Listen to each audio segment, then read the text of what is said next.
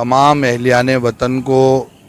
76واں یوم آزادی دل کی گہرائیوں سے مبارکباد پیش کرنا چاہتا ہوں۔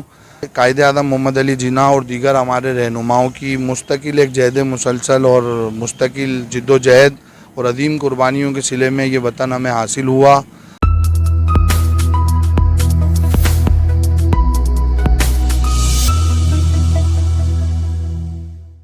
السلام علیکم، میں جنید رضا، صدر people labour unity KMC people labour bureau Karachi division آپ سے مخاطب ہوں۔ تمام اہلیان وطن کو 76واں یوم آزادی دل کی گہرائیوں سے مبارکباد پیش کرنا چاہتا ہوں۔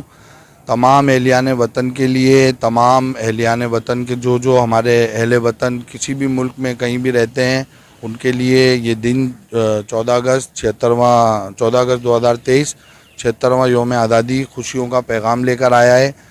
جس طرح سے قائد اعظم محمد علی جناح اور دیگر ہمارے رہنماؤں کی مستقل ایک جہد مسلسل اور مستقل جد و جہد اور عظیم قربانیوں کے صلے میں یہ وطن ہمیں حاصل ہوا، اور جس طرح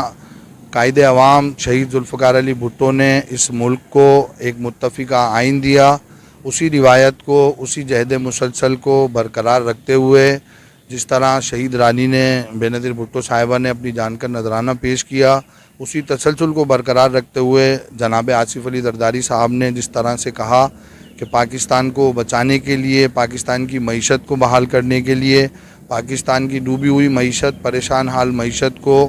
اوپر لانے کے لیے ہمارے پاس ایک پلان موجود ہے۔ اسی پلان کے لیے جس طرح اسی جہد مسلسل میں چیئرمین بلاول بھٹو صاحب جس طرح جد و جہد جاری رکھے ہوئے ہیں، میں تمام لوگوں سے، تمام اہلیان وطن سے گزارش کروں گا کہ آئیں، اس میں اپنا حصہ ڈالیں اور اس ملک کے لیے، اس ملک کی بقا کے لیے، اس ملک کی سالمیت کے لیے اپنا حصہ اور اپنا کردار ادا کریں۔ پاکستان زندہ باد۔ سیاسی پوائنٹ کو سبسکرائب کیجئے اور لائک کیجئے اور گھنٹی بجانا نہ بھولیے تاکہ آپ کو ہماری نئی ویڈیوز کا نوٹیفیکیشن ملتا رہے۔